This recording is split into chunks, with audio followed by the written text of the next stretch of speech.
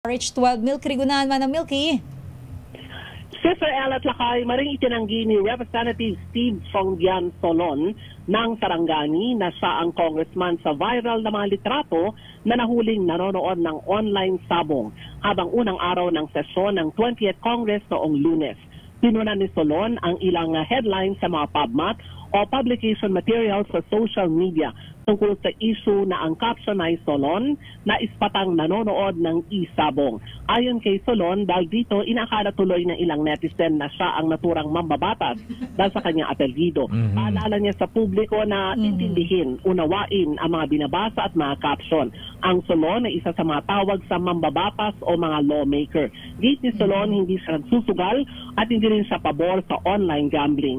Sa ngayon ay palaisipan pa rin Lakay at Sister El kung sino talaga ang naturang kongresista na nanonood ng online sabong noong unang araw ng sesyon ng Kamara habang nagpapahayag naman ng kanilang boto sa speakership race ang mga mambabatas. Isa pang side like Lakay at Sister El, may nanonood din ng online na bilyar. Bilyar naman. Naku, patay sa ethics committee to, Manang Milks.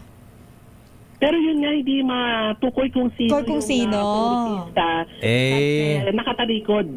Sabi na aking bubit, mukhang taga Batangas ay alaga.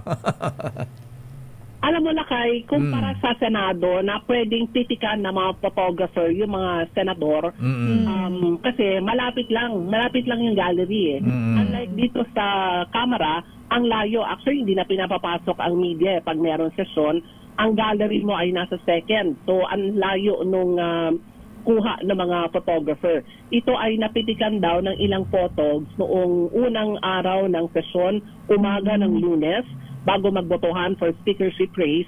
At siya daw ay nakaupo sa isang upuan. Ang kwento ng ilang photog.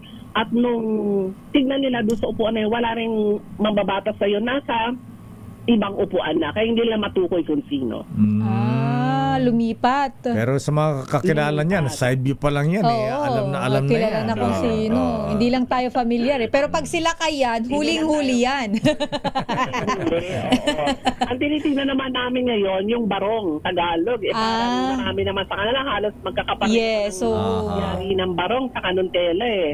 Buti sana kung yung kulay iba, di ba? Oo.